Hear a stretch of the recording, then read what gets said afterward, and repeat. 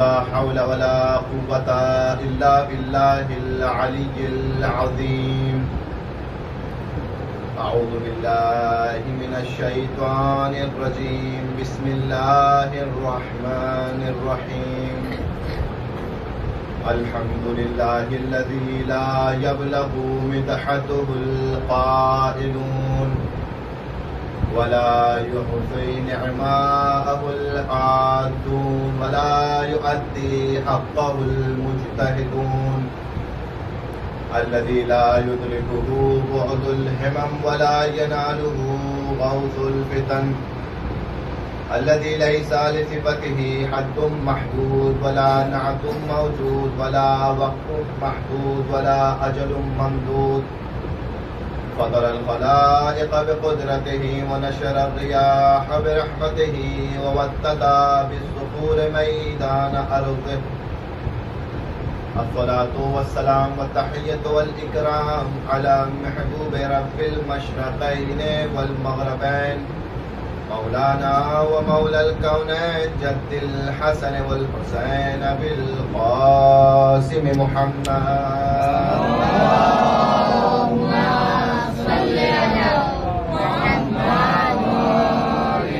وعلى أهل بيته الأطيبين الأطهرين المعصومين المظلومين الذين أذهب الله عنهم الرجس وطهرهم تطهيرا. اللهم صل على محمد وعلى أهل بيته الأطيبين الأطهرين المعصومين المظلومين ولعنة الله على أعدائهم أجمعين من يوم عداوتهم إلى قيام يوم الدين. أما بعد، قال الله الحكيم في كتابه الكريم. بسم الله الرحمن الرحيم. هل أتى على الإنسان حين من الدهر لم يكن شيئا مذكورا. إنا خلقنا الإنسان من نطفة أمشاج نبتليه فجعلناه سميعا بصيرا. إنا هديناه السبيل إما شاكرا وإما كفورا. اللهم صل على محمد وآل محمد. عزیزان محترم، پروردگار عالم نے یہ توفیق ہمیں اور آپ کو عطا کی کہ موسم کی خرابی کے باوجود بھی ہم نے حسین کی مجلس کو ترک نہیں کیا. اور یہی مرحلہ ہے کہ جو یقیناً شکر کا مرحلہ ہے. اور یہی تاریخ بھی ہمیں بتاتی ہے، یہی ماضی کے واقعات بھی ہمیں بتاتے ہیں کہ عزاداری تو ہر صورت میں ہوئی ہے. مجلسیں ہر کنڈیشن میں، ہر سچویشن میں، ہر صورت میں برپا ہوئی ہیں. گرمی ہو، گرمیوں کے اثر سے لوگوں نے مجلس میں آنا کم نہیں کیا. ٹھنڈ ہو، سردی ہو، سردی کی وجہ سے لوگوں کا مجلسوں میں آنا کم نہیں ہوا. برسات ہو، بارش ہو، بارش کی وجہ سے لوگوں کا مجلس میں آنا کم نہیں ہوا. عزیزو، آپ ایران کے علاقے میں جا کے دیکھیں جہاں برف پڑتی ہے اور سارا شہر برف سے ڈھک جاتا ہے اور لوگ باہر نکلنا بند کر دیتے ہیں، لیکن اس سچویشن میں بھی اگر مجلس عزا کی بات ہو تو لوگ اپنے گھروں سے نکل کے امام حسین کی مجلس میں آتے ہیں. ہر کنڈیشن میں عزادار امام کی مجلس میں جاتا ہے. یہ کم ہے؟ کوئی بھی موسم ہو، کوئی بھی وقت ہو. اور ہمارے لیے تو یہ بڑے افتخار کی بات ہے. آپ نے چند سالہ تاریخ میں دیکھ لیا کہ وہ وقت جب دنیا کے سارے کام بند تھے، تب بھی ایک کام تھا جو دنیا میں بند نہیں ہوا تھا، وہ تھی عزاداری. جس سال کرونا کی وجہ سے دنیا میں سارے کام ٹھپ ہو گئے تھے، اسکول بند تھے، یونیورسٹیاں بند تھی، تمام دانشگاہیں بند تھی، مگر اس زمانے میں بھی ہم نے عزاداری کر کے بتایا کہ قلبی عزاداری کسی وبا کی وجہ سے نہیں رکی تھی اور آج بھی نہیں رکے گی۔ عزاداری ہر سچویشن میں ہوتی رہی۔ یہ بڑے کمال کی بات ہے کہ کسی بھی چیز کا عزاداری پر اثر نہیں ہوا۔ عزاداری، اچھا ایک بات اور دیکھیں، اس سے پہلے جو عزاداری ہوتی تھی وہ ہمارے شہروں میں، ہماری بستیوں میں ہوا کرتی تھی، لیکن جو کرونا آیا، کرونا نے ایک اور فائدہ عزاداروں کو دیا۔ وہ کیا کہ کرونا کے بعد اب جہاں بھی عزاداری ہوتی ہے وہ ہماری بستیوں کے ساتھ ساتھ سوشل میڈیا کے ذریعے سے پوری دنیا میں پہنچتی ہے۔ اب ہر عزاخانے میں ایک موبائل، ایک کیمرہ لگا ہے جہاں لائیو مجلسیں نشر ہو رہی ہیں۔ یہ کب سے شروع ہوا؟ کئی کرونا کے دور سے شروع ہوا، جب تھوڑے کم لوگ آتے تھے، مجلس میں زیادہ لوگ نہیں آ پاتے تھے، تو کہا کہ مجلس کو لائیو کر دیا جائے، جو نہیں آ پا رہے ہیں وہ گھر پہ بیٹھ کے مجلس کو سن لیں گے۔ اسی سال عزیزان محترم یہ معجزہ دیکھنے کو ملا حسین کی عزاداری کا کہ جو پبلک مجلسوں میں نظر آتی تھی اس سے زیادہ پبلک ہر چینل پہ حسین کی عزاداری کو ساری دنیا میں دیکھ رہی تھی، اور یوٹیوب پہ جائیں، واٹس ایپ پہ جائیں، سوشل میڈیا کے جس پلیٹ فارم پہ جائیں وہاں حسین کی مجلس چل رہی ہوتی تھی، وہاں حسین کا ماتم چل رہا ہوتا تھا۔ ساری دنیا میں پیغام پہنچا وبا کی وجہ سے۔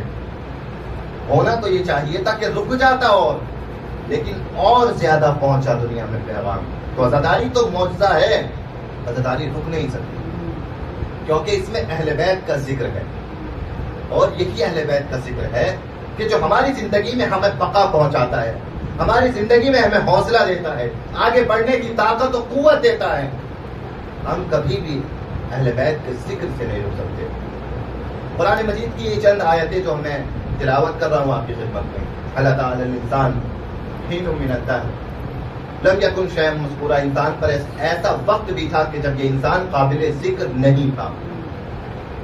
ہر انسان کی حقیقت یہی ہے، دنیا میں آنے کے بعد انسان اگر کچھ اچھا کام کر لیتا ہے تو اس کی تعریف ہو جاتی ہے، وہ قابل ذکر ہو جاتا ہے۔ لیکن اگر یہ انسان چاہتا ہے کہ اس دنیا سے جانے کے بعد بھی قابل ذکر رہے تو اسے کیا کرنا چاہیے؟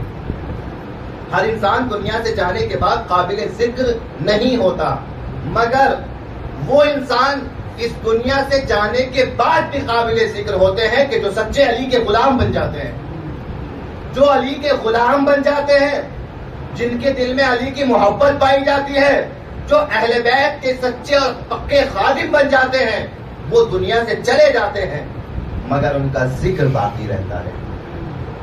میثم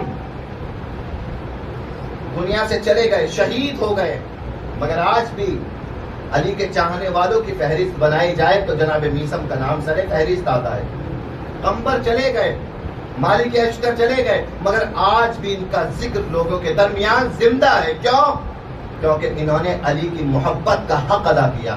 آج اگر ہم علی کی محبت کا اپنی زندگی میں حق ادا کرنے میں کامیاب ہو جائیں تو یقین رکھیے ہم دنیا سے چلے جائیں گے مگر ہمارے بعد ہزاروں سال تک ہمارا ذکر بھی ہوتا رہے گا۔ صلوات پڑھ دے محمد و آل محمد پر۔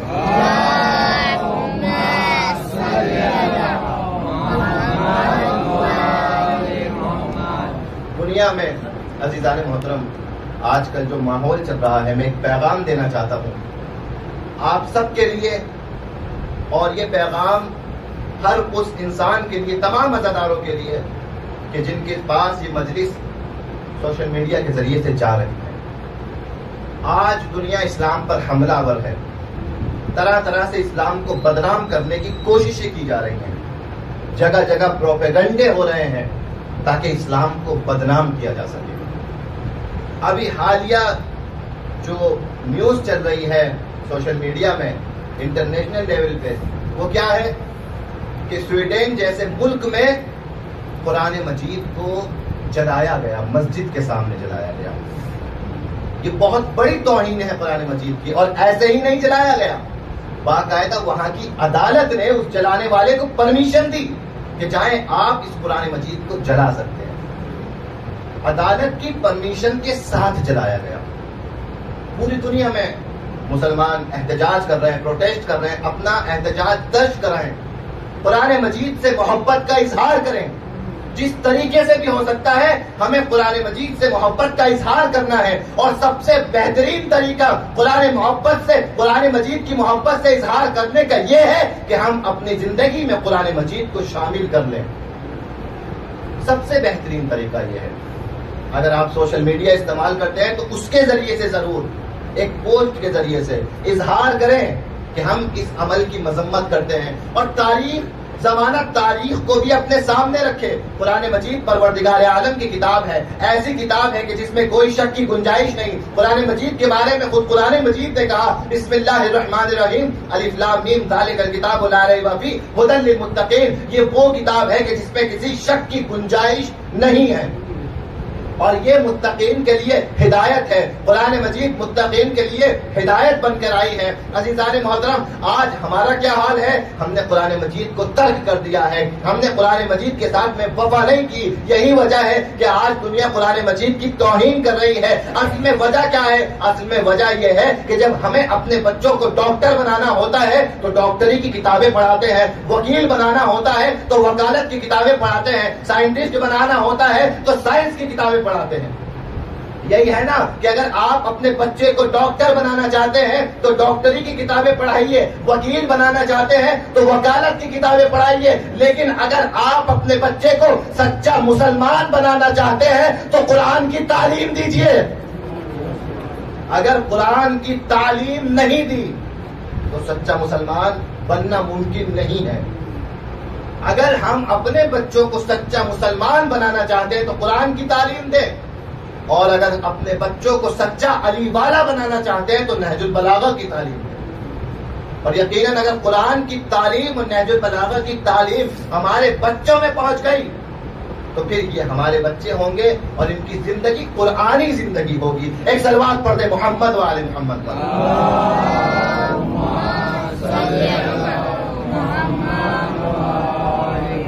اور ایک اور کام جو ہمیں قرآن کے لیے کرنا ہے وہ کیا ہے؟ وہ یہ ہے کہ آج ایران اور عراق میں, کہ جہاں کی عزاداری پوری دنیا میں مشہور ہے, ایران اور عراق میں جب بھی وہاں مجلس شروع ہوتی ہے تو آپ کو پتا ہے کس چیز سے شروع ہوتی ہے؟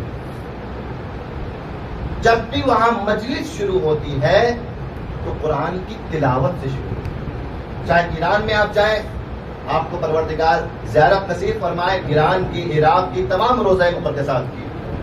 کربلا میں آپ مجلس کریں گے, سب سے پہلے ایک قاری بیٹھے گا, ایک انسان بیٹھے گا, کچھ آیتوں کی تلاوت کرے گا. نجف میں آپ مجلس کریں گے, نجف میں بھی کچھ آیتوں کی تلاوت کی جائے گی, پھر مجلس شروع ہوگی. ایران میں آئے, مشہد میں جائیں, قم جائیں, ہر جگہ پہلے قرآن کی تلاوت, اس کے بعد مرثیہ خوان, اور پھر خطیب ممبر, اور مجلس اسی طریقے سے ہوتی ہے. قرآن کی تلاوت سے مجلس کی ہر جگہ ابتدا ہوتی ہے. تو ہمارے درمیان بھی یہ رسم آنی چاہیے کہ ہمارے درمیان جب یہاں مجلس شروع ہو تو مجلس سے پہلے چاہے مکمل چھوٹا سا سورہ پڑھا جائے, مختصر سا سورہ پڑھا جائے, لیکن چھوٹے سے سورے سے, مختصر سے وقت میں قرآن مجید کی تلاوت مجلس کے ذریعے سے, مجلس قرآن مجید کی تلاوت کے ذریعے سے شروع ہو, تاکہ یہ پیغام جائے کہ حسین کل بھی قرآن سے جدا نہیں تھا, آج بھی حسین قرآن سے جدا نہیں ہے. عزیزو, یزید نے یہی تو چاہا تھا. یزید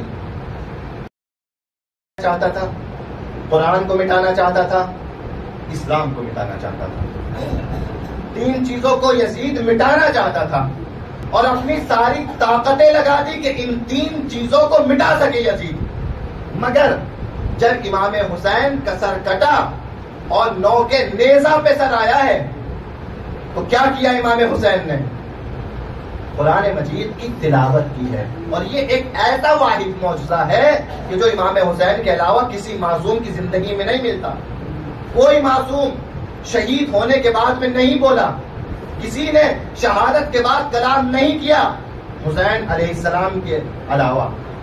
مگر حسین ہے کہ سر کٹ کے نو کے نیزہ پر آ چکا ہے, اور اب کٹے ہوئے سر سے قرآن مجید کی تلاوت ہو رہی ہے. میں پوچھوں گا آقا آخر کٹے ہوئے سر سے قرآن مجید کی تلاوت کر کے بتانا کیا چاہتے ہیں؟ کہا میں پیغام دینا چاہتا ہوں اے یزید تو سن لے اور یزیدیت بھی سن لے کہ جس کے لیے تو نے میرا قتل کیا تھا آج تو اپنے مقصد میں کامیاب نہیں ہو سکا. دیکھ میں قرآن کی تلاوت کر کے بتا رہا ہوں حسین بھی زندہ ہے, قرآن بھی باقی ہے, اسلام بھی باقی ہے. صلوات پڑھے محمد والے محمد.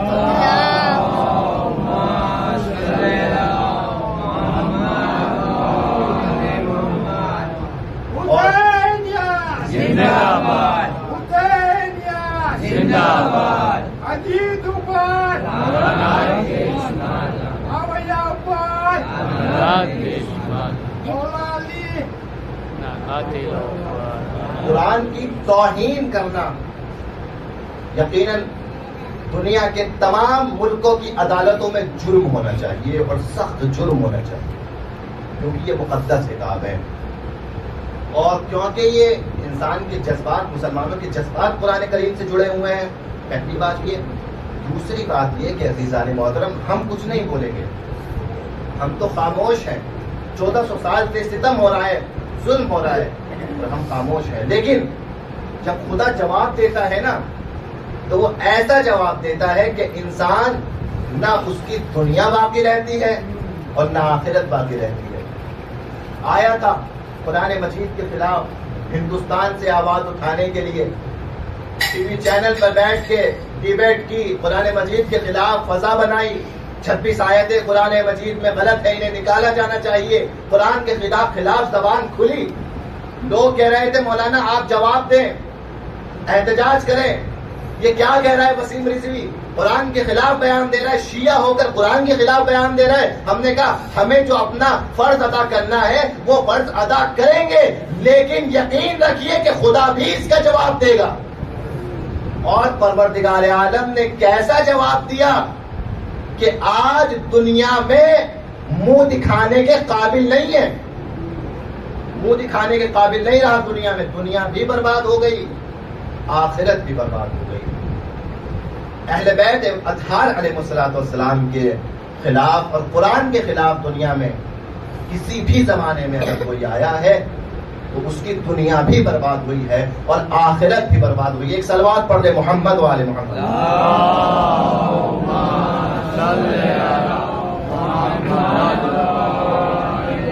تو ہمارا موضوع تھا اہل بیت.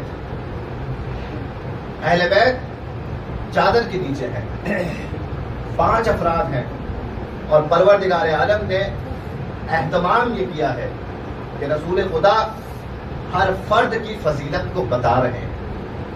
اور کل یہاں تک بات پہنچی تھی کہ ہر فرد کی 2 فضیلتیں بتائی گئی اور علی کی 4 فضیلتیں بتائی گئی. یہ ایک ایسی حدیث ہے, حدیث قصہ, کہ جس میں یہاں تک تو بی بی کا بیان ہے, لیکن اس کے بعد یہاں سے آگے اب رسول خدا کی دعا ہے. اور رسول خدا کی دعا کیا ہے؟ بسم اللہ الرحمن الرحیم. حدیث قصہ یہاں سے آگے بڑھتی ہے. اللہم ان ہؤلاء اہل بیتی وخاصتی وحامتی لحمہم لحمی ودمہم دمی یولمنی ما یولمہم ویحزننی ما یحزنہم انا حرب لمن حاربہم وسلم لمن سالمہم وعدو لمن عادہم ومحب لمن احبہم انہم منی وانا منہم. یہ مجھ سے ہیں, میں ان سے ہوں. اب دعا فجعل صلواتک وبرکاتک ورحمتک وغفرانک ورضوانک علی. پروردگار ان اہل بیت پر تیری برکتیں بھی ہوں, تیری صلوات بھی ہو, تیری رحمتیں بھی ہو, تیری غفران بھی ہو, تیری برکتیں بھی ہوں. اور پھر اذہب عنہم الرجس, اہل بیت سے رجس کو دور کر دے. وطہرہم تطہیرا, اور ایسا پاک کر دے کہ جیسا پاک کرنے کا حق ہے. ایک صلوات پڑھ دے محمد والے محمد.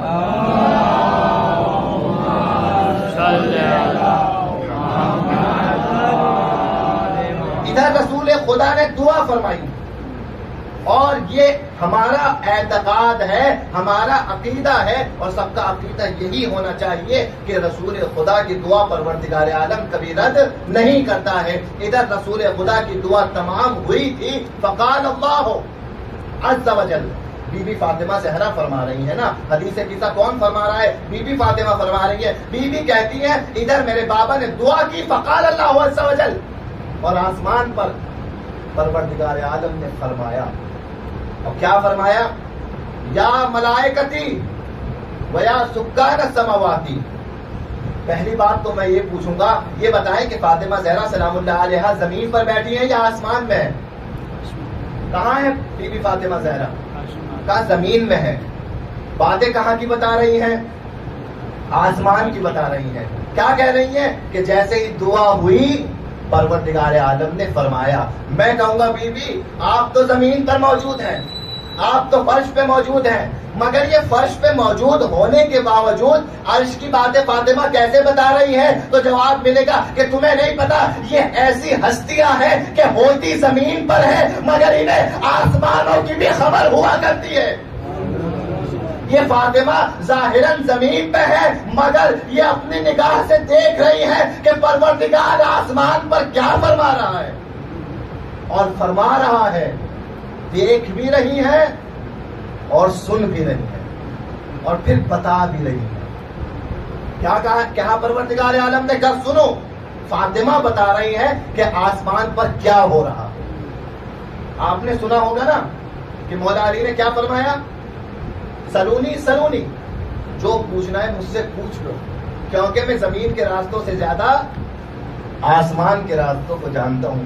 علی نے تو منبر سے کہہ دیا مگر فاطمہ نے کبھی کہا نہیں، اپنے عمل سے ثابت کر دیا کہ اگر علی آسمانوں کے راستے جانتے ہیں تو علی کی طرح میں بھی آسمان پر ہونے والے سارے کام کو دیکھ بھی رہی ہوں، دنیا تک پہنچا بھی رہی ہوں۔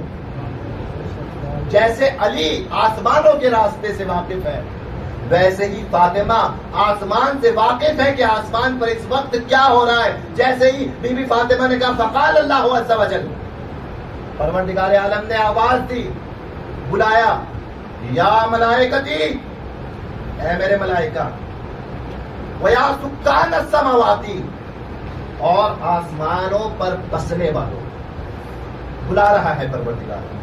ایک تو ملائکہ کو بلا رہا ہے، ایک آسمانوں پر بسنے والوں کو بلا رہا ہے۔ میں پوچھوں گا کیوں بلا رہا ہے؟ کیوں بلا رہا ہے؟ تو اس کے بعد کیا کہا؟ انی ما خلقت السماء مبنیہ ولا ارضا مدحیہ ولا قمرا منیرا ولا شمسا مضیہ ولا فلکا یدور ولا بحر یجری ولا فلکا یسری۔ میں نے آسمان بنایا ان کی محبت میں، زمین بنائی ان کی محبت میں، سورج کو چمکایا ان کی محبت میں، چاند کو چمکایا ان کی محبت میں، سمندروں کو جاری کیا ان کی محبت میں، کشتیاں چلائی ان کی محبت میں۔ یہ ہے کیا؟ یہ اہل بیت کے فضائل بیان ہو رہے ہیں، اور کچھ ہو رہا ہے؟ یہ اہل بیت کے فضائل بیان ہو رہے ہیں۔ کون بیان کر رہا ہے؟ خدا بیان کر رہا ہے۔ کس سے بیان کر رہا ہے؟ ملائکہ سے، ملائکہ کو بلا کر بیان کر رہا ہے۔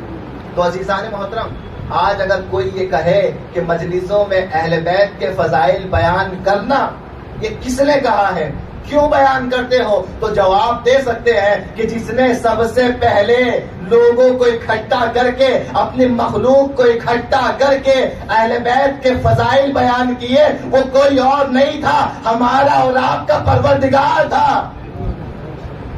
کیا کہا؟ آ جاؤ ملائکہ، سکان السماوات، تم بھی آ جاؤ۔ کیا کرنا ہے خدا کو؟ اہل بیت کے فضائل بیان کرنے ہیں۔ اچھا ایک اور بات یہاں سنتے چلیں، ملائکہ کو تو بلا لیا، ملائکہ میں جبریل بھی آ گئے، میکائیل بھی آ گئے، اسرافیل بھی آ گئے، جتنے بھی ملائکہ آسمان پہ تھے سب آ گئے۔ اور ملائکہ ہماری اور آپ کی طرح کبھی کبھی خالی بھی نہیں بیٹھتے، ہمیشہ ملائکہ کیا کرتے ہیں؟ اللہ کی عبادت کرتے ہیں۔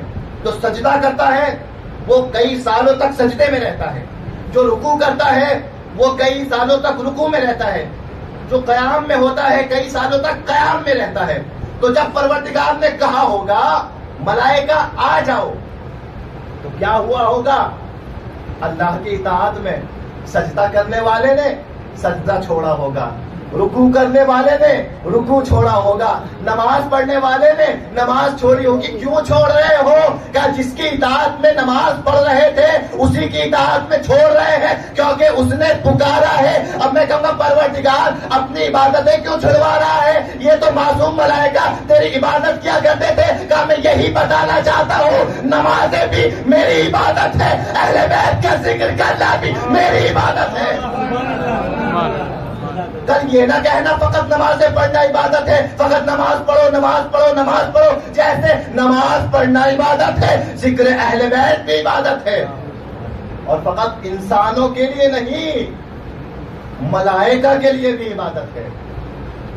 وہاں تو رسول نے زمین پر بعد میں فرمایا نا، ذکر علی عبادت، علی کا ذکر عبادت ہے، تو اہل بیت میں تو علی بھی ہیں، علی کی زوجہ بطول بھی ہیں، علی کے بیٹے حسنین بھی ہیں، اور علی کے بھائی رسول بھی ہیں۔ جب ایک علی کا ذکر بھی عبادت ہے تو تمام پنجتن کا ذکر کتنی بڑی عبادت ہوگا۔ ملائکہ، اے میرے آسمان پہ بسنے والوں، آج تک تم نے میری عبادت سجدوں رکوع اور نماز کی شکل میں کی، آج آؤ اہل بیت کے ذکر کی عبادت کرتے ہیں۔ پہلا جملہ ملائکہ کو کہا، پھر سکان السماوات، یہ ملائکہ الگ ہے اور سکان السماوات الگ ہے۔ کیوں؟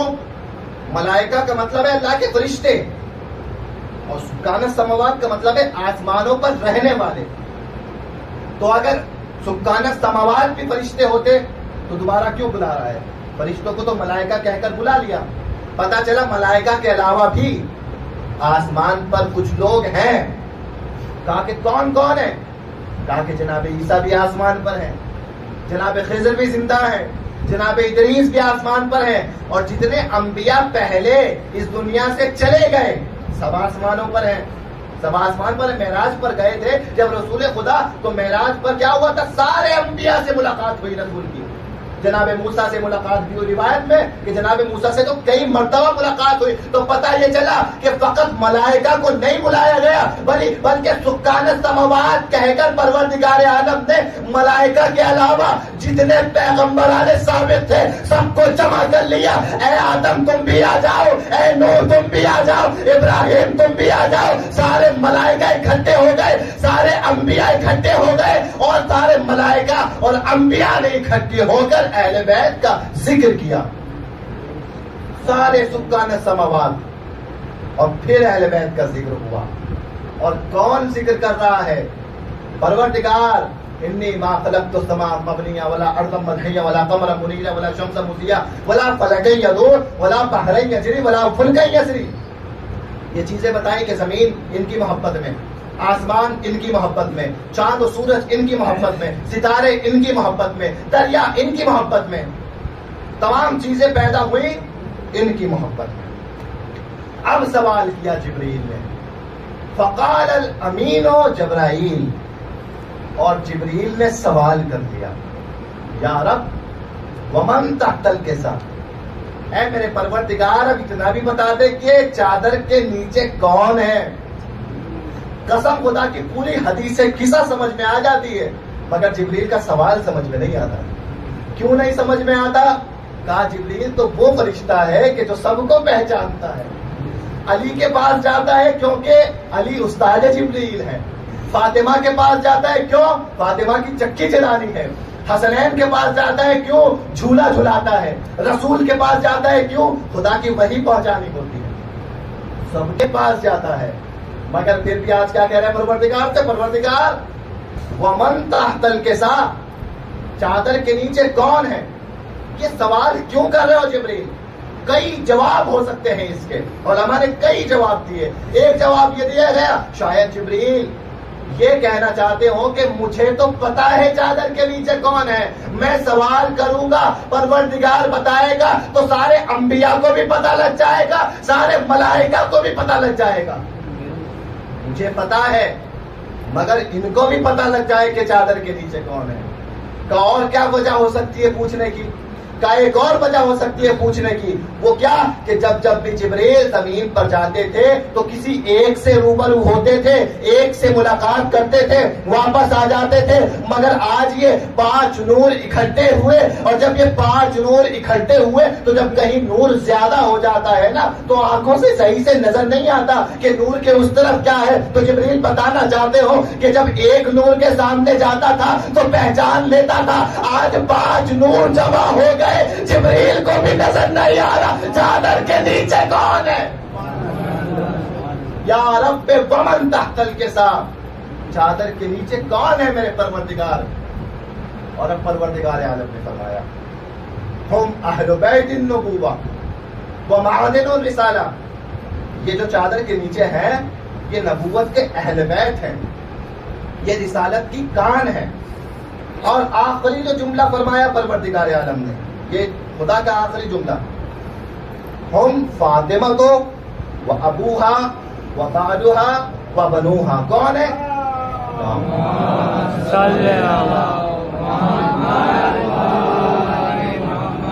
یہ بی بی فاطمہ ہیں، ان کے بابا ہیں، ان کے شوہر ہیں، ان کے بیٹے ہیں۔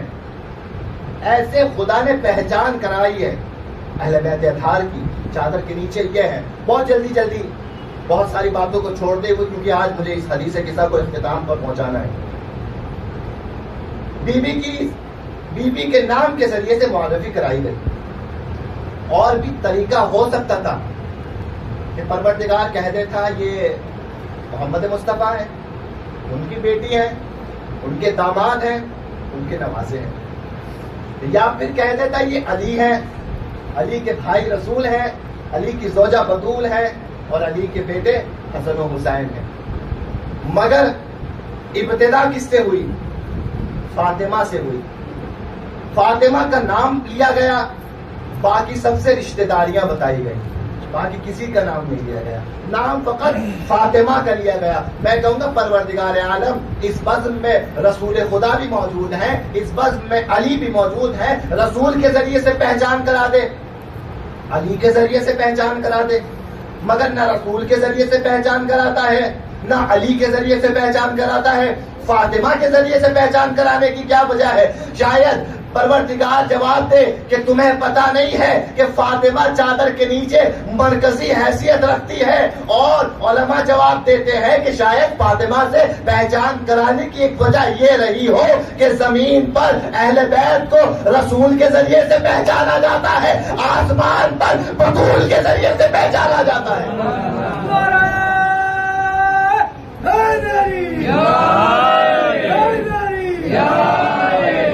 ہم فاطمہ تو وہ ابوہا و بالوہا و بنوہا، اور سلسلہ دیکھیے، سلسلہ پہلے فاطمہ، پھر فاطمہ کے بابا، پھر فاطمہ کے شوہر، پھر فاطمہ کے بیٹے۔ کیوں آخر پہلے رسول کو رکھ دیتا پروردگار؟ کیونکہ رسول سب سے افضل ہے، پھر علی کو رکھنا چاہیے تھا، پھر فاطمہ، پھر بچے، مگر سب سے پہلے فاطمہ، پھر رسول، پھر علی، پھر حسن و حسین۔ آخر یہ ترتیب کیوں ہے؟ کہ دیکھو جہاں بھی قرآن مجید میں بھی جو لفظ خدا نے جہاں رکھا ہے وہ وہیں ہونا چاہیے، آپ آگے پیچھے نہیں کر سکتے۔ اسی آیت کی مثال دیتا ہوں جو میں نے پڑھی، انا خلقنا الانسان من نطفۃ امشاج نبتلیہ فجعلناہ سمیعا بصیرا، ہم نے انسان کو ملے جلے نطفے سے پیدا کیا اور پھر اس کے بعد میں اسے سننے والا اور دیکھنے والا بنا دیا۔ سمیع کہتے ہیں سننے والے کو، اور بصیرہ کہتے ہیں دیکھنے والے کو۔ بہت غور سے سنیے گا، سمیع سننے والا، بصیر دیکھنے والا۔ تو میں ایک کام کرتا ہوں، بصیر کو پہلے لے آتا ہوں اور سمیع کو بعد میں۔ قرآن کی آیت ہے فجعلناہ سمیعا بصیرا، اور میں پڑھتا ہوں فجعلناہ بصیرا سمیعا، کہ ہمیں کیا دیکھنے والا اور سننے والا بنایا۔ تو کیا صحیح ہے ایسا کرنا؟ بصیر بعد میں آیا، میں پہلے پڑھتا ہوں کہ پہلے دیکھنے والا بنایا، سننے والا بنایا۔ تو کیا ایسا کر سکتا ہوں قرآن کا ایک لفظ پیچھے سے آگے لیا ہوں، پہلے بصیر پڑھ دوں پھر سمیع پڑھ دوں؟ دونوں پڑھ تو رہا ہوں، بصیر بھی پڑھ رہا ہوں، سمیع بھی پڑھ رہا ہوں، مگر بصیر کو پہلے لے آیا۔ تو کیا صحیح ہے؟ آپ کہیں گے صحیح نہیں ہے۔ کیوں؟ تاکہ مولانا قرآن کا جو لفظ جہاں ہے وہیں پڑھنا پڑے گا۔ الرحمن الرحیم، وہ رحمان رحیم بھی ہے، تو رحمان پہلے پڑھنا پڑے گا، رحیم بعد میں۔ آپ رحیم کو پہلے نہیں لا سکتے جبکہ دونوں خدا کے نام ہیں۔ کیوں؟ خدا نے جو لفظ جہاں رکھ دیا وہ وہی معجزہ ہے۔ کل کے لوگ اس کو سمجھ نہیں پاتے، آج کے لوگ سمجھ جاتے۔ کیوں؟ فَجَعَلْنَاهُ سَمِيعًا بَصِيرًا، ہم نے انسان کو سننے والا، دیکھنے والا بنایا۔ تو ڈاکٹروں نے جواب دیا کہ جب یہ انسان شکم مادر میں ہوتا ہے تو پہلے کان کھل جاتے ہیں، سننا شروع کر دیتا ہے، دیکھنا بعد میں شروع کرتا ہے۔ سمجھ میں آیا کہ پہلے سننے کا لفظ کیوں استعمال کیا، بعد میں دیکھنے کا لفظ کیوں استعمال کیا؟ کیوں؟ کیونکہ ڈاکٹروں نے جواب دیا شکم مادر میں پہلے سننا شروع کرتا ہے، دنیا کو بعد میں دیکھتا ہے۔ تو اب اگر قرآن کے ایک لفظ کو بھی ہٹا کے ادھر سے ادھر کرو گے تو معنی بدل جائے گا، فلسفہ بدل جائے گا۔ سمجھ میں آیا کہ سمیع پہلے بنا انسان، سننے کی شکتی، سننے کی طاقت پہلے ملی، دیکھنے کی قوت بعد میں ملی۔ اب یہاں سمجھ میں آیا کہ سمیع پہلے کیوں ہے، بصیر بعد میں کیوں ہے۔ اب سمجھ میں آیا کہ فاطمہ پہلے کیوں ہے۔ ہم فاطمہ تو و ابوہا و بالوہا و بنوہا، اے مومنو یہی خدا بتانا چاہتا ہے پہلے فاطمہ کی معرفت حاصل کر لو۔ اگر فاطمہ کی معرفت حاصل ہو گئی تو رسول کی معرفت حاصل ہو جائے گی۔ اگر کوئی فاطمہ کو نہ پہچان سکا وہ رسول کو بھی نہیں پہچان پائے گا۔ ایک صلوات پڑھ دے محمد و آل محمد۔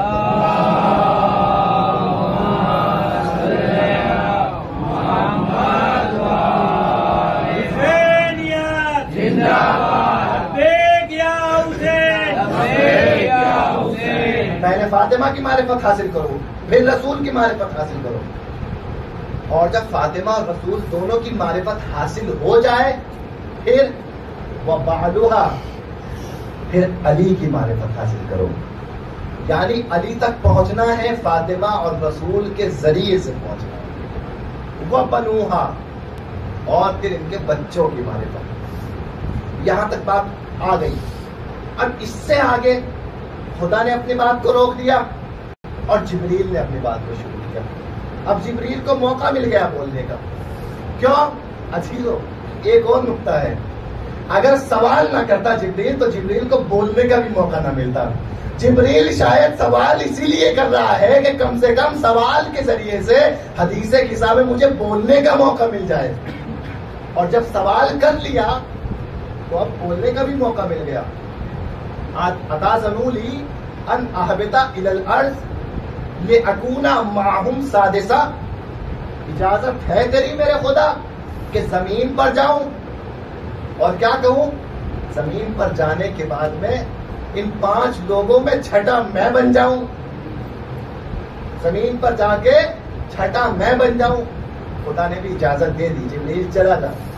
اب بولنے کا جو موقع مل گیا تھا، جسے خدا سے بولنے کی اجازت مل جائے وہ جب بولتا ہے تو بس بولتا جاتا ہے۔ کیوں بول رہے ہو جبریل؟ کم سے کم میں بول کے اپنے الفاظ کو حدیث قصہ میں قیامت تک کے لیے چھوڑ دوں گا کہ وہ حدیث قصہ جہاں کبھی بطول بول رہی ہے، کبھی رسول بول رہے ہیں، کبھی خدا بول رہا ہے، وہاں لکھا جائے کہ جبریل نے بھی باتیں کی۔ جبریل آئے ہیں رسول کے پاس میں اب، اور کیا کہہ رہے ہیں؟ یا رسول اللہ ان اللہ یقرئک السلام ویخصک بالتحیۃ والاکرام، اللہ آپ کو سلام بھجواتا ہے اور بہت ادب و احترام کے ساتھ میں یہ فرماتا ہے۔ اب دیکھیے معرفت جبریل، قسم خدا کی محظوظ ہوں گے۔ یہ وہ نقطہ ہے کہ جب دل خوش ہو جاتا ہے۔ جبریل علی کا چاہنے والا ہے، اہل بیت کا چاہنے والا ہے، مگر بہت ہی، اب دیکھیں جبریل نے کام بہت اچھا کیا اپنے لیے۔ کیا کام کیا؟ ایک تو بول کر سوال کر کے اپنے آپ کو اہل بیت کے پاس لے آیا۔ دوسرا کیا کام کیا کہ جو بھی اللہ سے سنا تھا وہ سب بیان کر دیا۔ جتنی فضیلتیں اللہ نے بیان کی تھی وہ ساری فضیلتیں آ کے رسول کے سامنے بیان کر دی۔ آپ دیکھیں گے جبریل کے جملے اور خدا کی وہ فضیلت کے جملے دونوں سیم۔ انی ما خلقت السماء مبنیہ ولا ارضا مدحیہ، ایک بار اللہ نے کہا جبریل سے، فرشتوں سے، اور یہ جبریل نے سنی ساری فضیلتیں، اور جب ساری فضیلتوں کو سن لیا ہے تو اب چادر کے پاس آ کے اجازت نہیں مانگ رہے ہیں پہلے بلکہ پہلے یہ ساری فضیلتوں کو سنا رہے ہیں. میں کہوں گا کیوں سنا رہے ہو؟ تم تو اجازت لے کے چادر میں داخل ہونے کے لیے آئے ہو. کہا آسمان پر پروردگار اہل بیت کا ذکر کر چکا، میں بھی چاہتا ہوں زمین پر اہل بیت کا ذاکر بن جاؤں. پہلے اہل بیت کا ذاکر بن جاؤں، اہل بیت کا ذکر کروں، اہل بیت کے ذکر کے ذریعے سے چادر میں جانا چاہتا ہوں. اور عزیزان محترم، جبریل امین ہے نا، دیکھیں جتنا ذکر خدا نے اہل بیت کا کیا تھا اتنا ہی جبریل نے کیا، نہ ایک لفظ کم نہ ایک لفظ زیادہ. جو خداوند عالم سے سیکھا تھا وہ جبریل نے اہل بیت کے سامنے جا کے بیان کیا. میں کہوں گا جبریل کچھ کم ہو جاتا، کچھ اپنی طرف سے بیان کر دیتے. کہا کم میں اس لیے نہیں کر سکتا کہ امانت دار ہوں پروردگار کا، اور زیادہ اس لیے نہیں بتا سکتا کہ جتنا سکھا دیا ہے اتنا ہی جانتا ہوں. اور اب اہل بیت کے فضائل پڑھنے کے بعد یا رسول اللہ اجازت ہے کہ میں بھی آ جاؤں. اب اللہ کے رسول نے اجازت دی اور جناب جبریل چادر میں آئے. ان اللہ قد اوحى الیکم یقول انما یرید اللہ لیذهب عنکم الرجس اہل البیت ویطہرکم تطہیرا. اللهم صل علی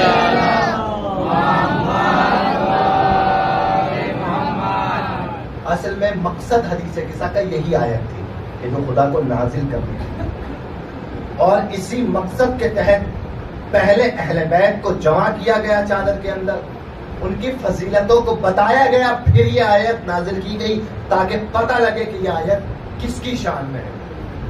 اب یہ آیت نازل ہو گئی، یہ آیت جبریل نے رسول خدا کو سنا دی. اب کچھ لوگ آئے اور آنے کے بعد کہا کہ آپ اس آیت میں اہل بیت کی فضیلتیں ڈھونڈتے ہیں. میں نے کہا اس سے بڑی اہل بیت کی فضیلتوں کے لیے آیت نہیں ہو سکتی. تو کہنے لگے، اعتراض کرنے لگے، تو آپ کی نظر میں یہ آیت اہل بیت کی فضیلت میں ہے؟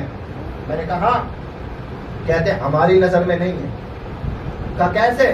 کہا اس میں کہا جا رہا ہے کہ خدا نے آپ کو پاک کر دیا. اور پاک کس کو کیا جاتا ہے؟ ہم اور آپ دنیا میں پاک کس چیز کو کرتے ہیں؟ اب یہ برتن پہلے سے پاک ہے تو میں کہوں گا کہ اس کو پاک کر دو؟ نہیں کہوں گا. لیکن یہی برتن اگر نجس ہو جائے تو میں کہوں گا اسے پاک کر دو، تو آپ پاک کریں گے. تو اعتراض کرنے والے نے اعتراض کیا کہ خدا کہہ رہا ہے میں نے پاک کیا، اس کا مطلب اہل بیت پہلے پاک نہیں تھے، بعد میں اللہ نے پاک کر دیا. ہم نے کہا آپ نے اعتراض کر لیا، اب ہم سے جواب سنیے. کہا کیا جواب ہے اس کا؟ آیت تطہیر سے تو یہی سمجھ میں آ رہا ہے کہ اللہ نے اہل بیت کو پاک کیا، پہلے پاک نہیں تھے، مگر اہل بیت کو پھر اللہ نے پاکیزگی عطا کر دی. میں نے کہا کسی آیت کا ہرگز مطلب یہ نہیں ہوتا کہ جو اس آیت میں کہا جا رہا ہے وہ فضیلت اس سے پہلے موجود نہیں تھی. کہا کیسے؟ کہا پروردگار عالم نے کہا یا ایھا الرسول بلغ ما انزل الیک من ربک، کیا پیغام تھا؟ کہا غدیر میں علی کو مولا بنا دو. عزیزو، غدیر میں علی کو مولا بنایا نہیں گیا ہے، غدیر میں علی کے مولا ہونے کا اعلان کیا گیا ہے. اعلان کیوں کیا گیا؟ کہا غدیر سے پہلے بھی علی مولا تھے، غدیر کے بعد بھی مولا تھے، مگر اعلان غدیر میں ہوا ہے. اور بارش مثال دوں اور خوبصورت مثال دوں تو آپ بھی سمجھ جائیں گے. کیا قرآن مجید میں اللہ نے ایک سورہ نازل کیا اپنی توحید کے لیے. بسم اللہ الرحمن الرحیم، قل هو اللہ احد. اے رسول کہہ دو کہ اللہ ایک ہے. اب میں نے ان مولانا سے پوچھا، میں نے کہا آپ یہ کہتے ہیں نا کہ اہل بیت پہلے پاک نہیں تھے بعد میں پاک کیا؟ کہا ہاں قرآن کی آیت سے یہی سمجھ میں آ رہا ہے. کہا اس کا مطلب یہ ہے کہ آپ قرآن کے اس سورے سے کہ اے رسول کہہ دو اللہ ایک ہے یہ سمجھیں گے کہ جب تک یہ سورہ توحید نازل نہیں ہوا تھا تب تک اللہ دو تھے، مگر جب یہ سورہ نازل ہو گیا پھر اللہ ایک ہو گیا. کہا استغفر اللہ، اللہ کل بھی ایک تھا آج بھی ایک ہے، سورہ بعد میں نازل ہوا. میں نے کہا بس یہی بات ہے، اہل بیت کل بھی پاک تھے آج بھی پاک ہے، آیت بعد میں آئی ہے. آیت بعد میں نازل ہے. محمد کا نور علی، حسن حسین کا پھول اور فاطمہ علی، ایک نعرہ بندے کا ایک نعرہ حیدر علی.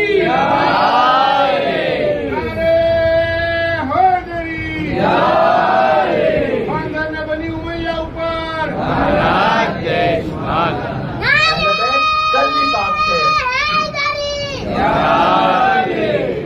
آج بھی پاک ہیں، قیامت تک پاک رہیں گے۔ کسی آیت کا آنے کا مطلب ہرگز یہ نہیں ہوتا کہ آیت آنے سے پہلے وہ فضیلت ان میں موجود نہیں ہے، وہ فضیلتوں کے مالک ہیں۔ اعلان تب کیا جا رہا ہے کہ جب لوگوں کے اندر یہ شعور آ چکا ہے کہ اب لوگ اس فضیلت کو قبول کر لیں۔ اب یہاں تک عزیزو آ گئے ہیں بہت سی چیزوں کو چھوڑتے ہوئے، کیونکہ دامن وقت میں بھی گنجائش نہیں ہے۔ آخر میں اس حدیث کے ساتھ آخر میں مولائے کائنات کے سوال کو نقل کیا ہے، آخر میں بالکل آخری بات کہ آخر میں جب سب جمع ہو گئے ہیں، 5 اکٹھے ہو گئے، چھٹا جبریل بھی آ گیا، خدا کا پیغام بھی پہنچ گیا۔ اب علی علیہ السلام، یہاں حدیث قصہ ختم ہو جانی چاہیے تھی مگر نہیں ہوئی۔ اب علی نے ایک سوال کر دیا، اس سے پہلے جبریل نے سوال کیا تھا، اور جب جبریل نے سوال کیا تھا تو پھر اور حدیث قصہ آگے بڑھی، یہاں آیت نازل ہو گئی تھی تو بات ختم ہو گئی تھی، مگر پھر علی نے سوال کیا، اخبرنی مال جلوسنا ھذا تحت الکساء، یا رسول اللہ مجھے بتا دیجئے ہم جو چادر کے نیچے جمع ہے اس جمع ہونے کی فضیلت کیا ہے، اس جمع ہونے کی فضیلت کیا ہے یہ مجھے بتا دیجئے۔ مولا علی پوچھ رہے ہیں رسول سے، اب رسول خدا فرما رہے ہیں والذی بعثنی بالحق نبیا واصطفانی بالرسالۃ النجیہ ما ذکر خبرنا ھذا من محافل اہل الارض وفیہ جمع من شیعتنا ومحبینا الا ونزلت علیہم الرحمہ وخفت بهم الملائکہ واستغفرت لهم الی ان یتفرقوا۔ کیا بیان کیا؟ کیا اے علی تم نے کیا سوال کیا کہ ہمارے یہاں اکٹھا ہونے کی فضیلت کیا ہے؟ کہا اے علی سنو، ہمارے یہاں اکٹھا ہونے کی فضیلت یہ ہے کہ ہماری اس کہانی کو، ہماری اس داستان کو قیامت تک جو جہاں بھی پڑھتا رہے گا پروردگار اس کو رحمتوں کے سائے میں لیتا رہے گا۔ ایک بات، ایک واقعہ 1400 سال پہلے پیش آیا، آپ کسی بھی واقعے کو پڑھتے رہیں ثواب نہیں ملے گا، لیکن اس واقعے کو پڑھیں اہل بیت کے، دنیا کا اور کوئی بھی واقعہ پیش آیا ثواب نہیں ملے گا، لیکن اہل بیت کے اس واقعے کو پڑھیں، حدیث قصہ کو۔ وفیہ جمع من شیعتنا و محبینا، اور وہاں جمع ہو بیٹھے ہوں ہمارے شیعہ اور ہمارے محبت کرنے والے، دونوں کو کہا ہے کہ شیعہ بھی ہو تب بھی یہ ثواب ملے گا، لیکن شیعہ نہ ہو فقط محبت کرنے والے ہو تب بھی یہ ثواب ملے گا۔ بتایا ہے کہ دیکھو اہل بیت کی محبت میں کامیابی تو فقط شیعوں کو ملے گی، لیکن اگر کوئی محبت کرتا ہے چاہے کسی بھی مسلک سے ہو یہ برکتیں اس کو بھی نصیب ہوں گی۔ 3 باتیں بتائی ہیں حدیث قصہ پڑھنے کی، علی کے جواب میں 3 باتیں بتائی کہ جو حدیث قصہ پڑھے گا اس کو یہ 3 چیزیں ملیں گی۔ پہلی چیز الا ونزلت علیہم الرحمہ، پروردگار ان پر اپنی رحمتوں کو نازل کرتا رہے گا، جب تک وہ بیٹھ کر حدیث قصہ پڑھتے رہیں گے تب تک پروردگار رحمتوں کو نازل کرتا رہے گا، پہلی بات۔ دوسری بات وخفت بہم الملائکہ، اور اللہ کے ملائکہ ان کو گھیر کے بیٹھیں گے۔ اب جیسے آپ بیٹھے ہوئے ہیں 10 لوگ 15 لوگ حدیث قصہ پڑھنے کے لیے، اور ملائکہ آپ کو گھیر کے کیسے بیٹھے ہوئے ہیں؟ خفت، خفت کہتے ہیں جیسے گول دائرہ بنا لیتا ہے نا لوگ، ایسے ہی ملائکہ گول دائرہ بنا کر آپ کو بیٹھ جائیں گے آپ کے چاروں طرف جب آپ حدیث قصہ پڑھیں گے۔ جیسے اہل بیت کو اللہ نے عصمت کے دائرے میں لیا، اللہ کے فرشتے آپ کو اہل بیت کا ذکر کرنے والوں کو اللہ کی رحمت کے دائرے میں لے لیں گے۔ دوسرا کام، دوسری چیز کیا ملی؟ پہلی چیز تو اللہ کی رحمت نازل ہوئی، دوسری چیز ملائکہ نے اپنے دائرے میں لے لیا، تیسری چیز واستغفرت لهم الی ان یتفرقوا، اور ملائکہ ان پڑھنے والوں کے لیے استغفار کرتے رہیں گے، استغفار کرتے رہیں گے۔ میں آپ سے سوال کرنا چاہتا ہوں کب تک استغفار کریں گے ملائکہ؟ کب تک کریں گے؟ کہ جب تک آپ حدیث قصہ پڑھتے رہیں گے تب تک ملائکہ استغفار کرتے رہیں گے. یہی بات ہے کہ جب تک حدیث قصہ پڑھتے رہیں گے تب تک ملائکہ استغفار کرتے رہیں گے. نہیں، یہ بات نہیں ہے. پھر کیا بات ہے؟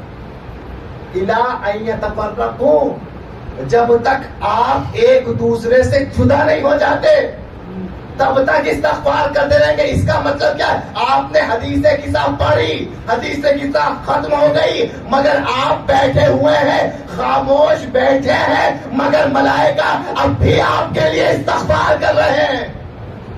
اور کب تک کرتے رہیں گے؟ جب تک آپ اٹھ کر ایک دوسرے سے جدا نہ ہو جائیں. وَاسْتَغْفَرَتْ لَهُمْ إِلَىٰ أَن يَتَفَرَّقُوا.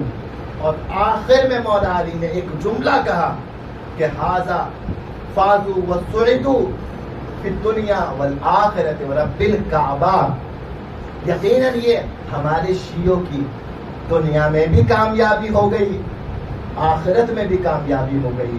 اور آخر میں قسم کھائی. کیسے قسم کھائی؟ وَرَبِّ الْكَعْبَةِ، کعبے کے رب کی قسم.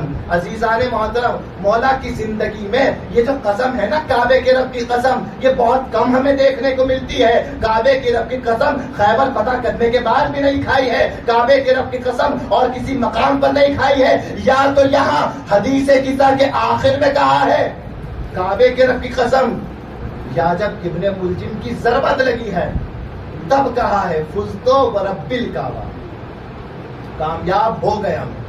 تو کیا کہا؟ اب ہمارے شیعہ دنیا میں بھی کامیاب ہو جائیں گے اور آخرت میں بھی کامیاب ہو جائیں گے. اور یہ اہل بیت کی معرفت تھی کہ جو آج تک ہمیں ترے اہل بیت پر جوڑ کر رکھے ہوئے ہیں. دوستی اہل بیت کی، محبت اہل بیت کی. آپ اہل بیت سے دوستی کریں، محبت کریں. جو بھی اہل بیت کا دوست بن گیا وہ دنیا میں بھی کامیاب ہو گیا، آخرت میں بھی کامیاب ہو گیا. علی کے صحابی بہت تھے مگر علی کا دوست تھا قمبر. غلام بھی تھا مگر غلام کو ایسا دوست بنایا کہ مولائے کائنات کے ساتھ جہاں جہاں بھی جاتے تھے قمبر غلام کم اور دوست زیادہ نظر آتے تھے. دوستی علی جسے نصیب ہو جائے دنیا بھی کامیاب، آخرت بھی کامیاب. اور جیسے علی کی دوستی دنیا و آخرت کو کامیاب کرنے کے لیے کافی ہے، ویسے ہی حسین کی دوستی، کوئی اگر حسین کا دوست ہو جائے اس کی بھی دنیا کامیاب، آخرت بھی کامیاب. شاہ نجف کی فاتح خیبر کی دوستی دنیا میں کام آئے گی، حیدر کی دوستی.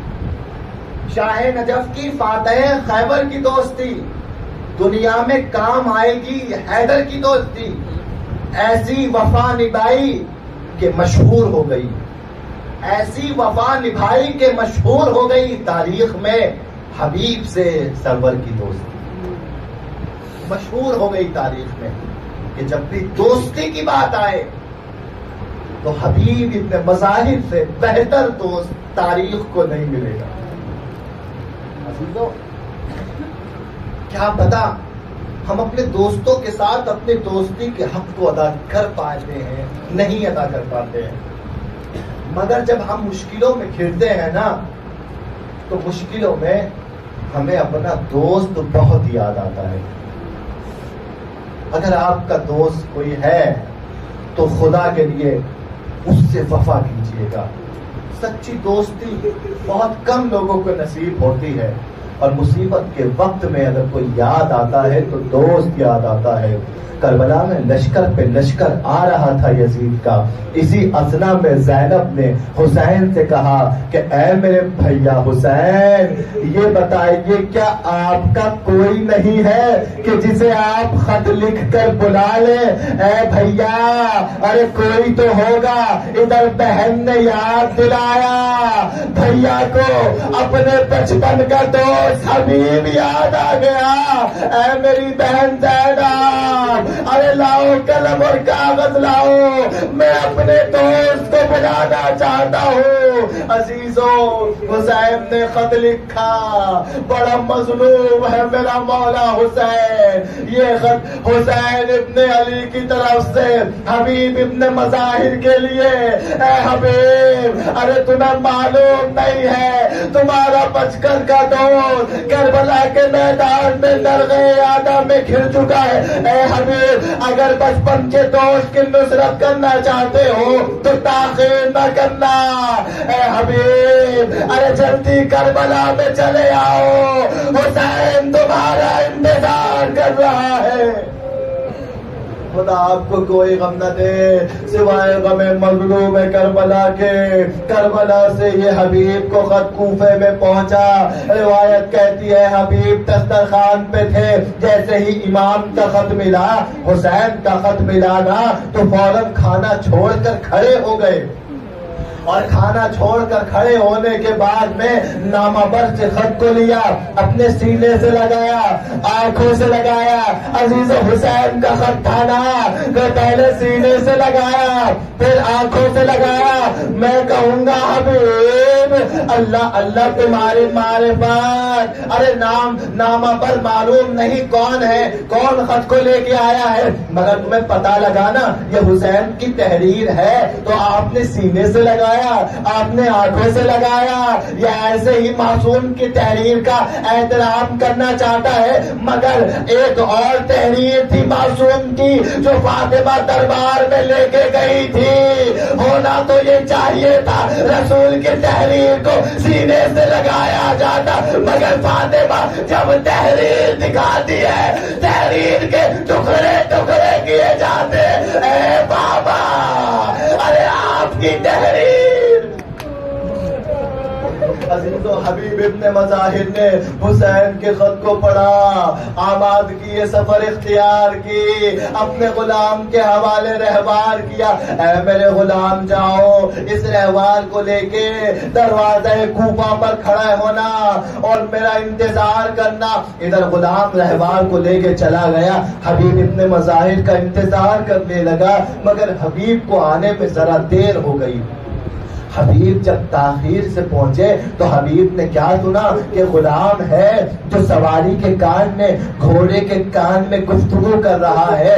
ایک مرتبہ غور سے جب سنا تو حبیب کا غلام کہہ رہا تھا، اے میرے آقا کے رہوار، ارے تو فکر نہ کرنا، اگر ہمارے آقا نہ آ سکے تو میں تجھ پہ سوار ہو کے ارے رسول کے نواسے کی مدد کرنے کو جاؤں گا۔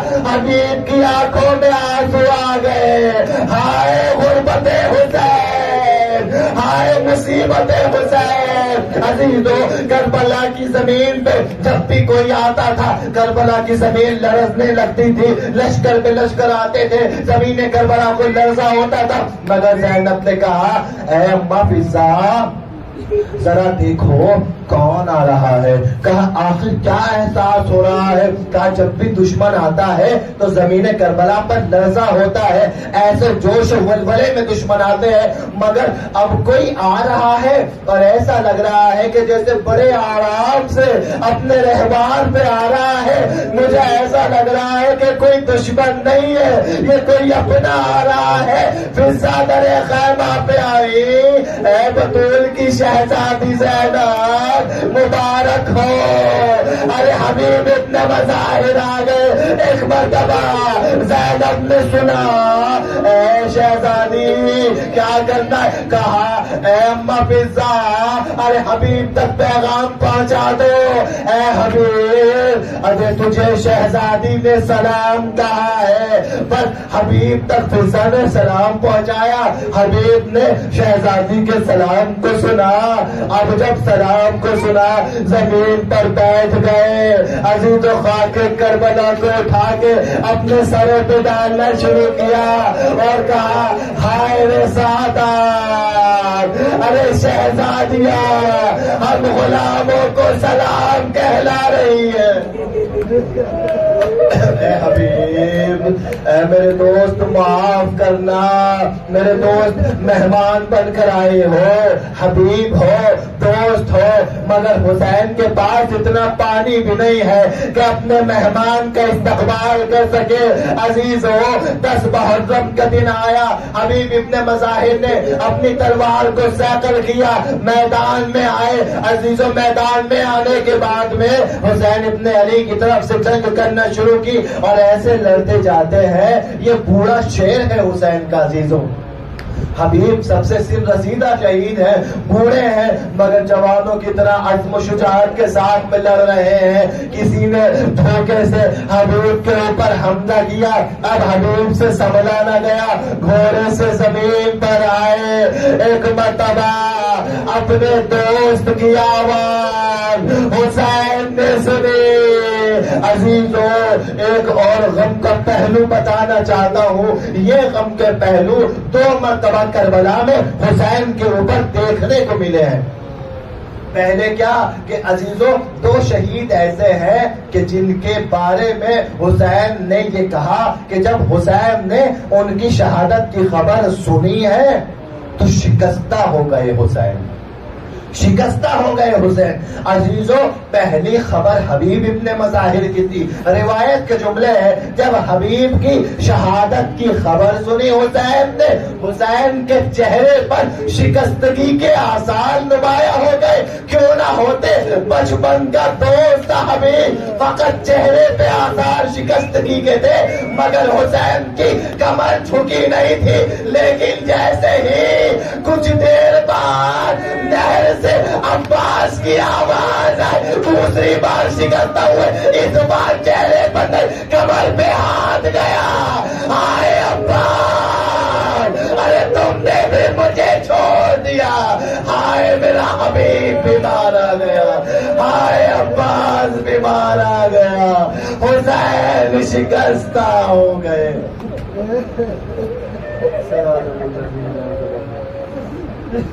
أيوم القلب ينقلبون إنا لله وإنا إليه راجعون.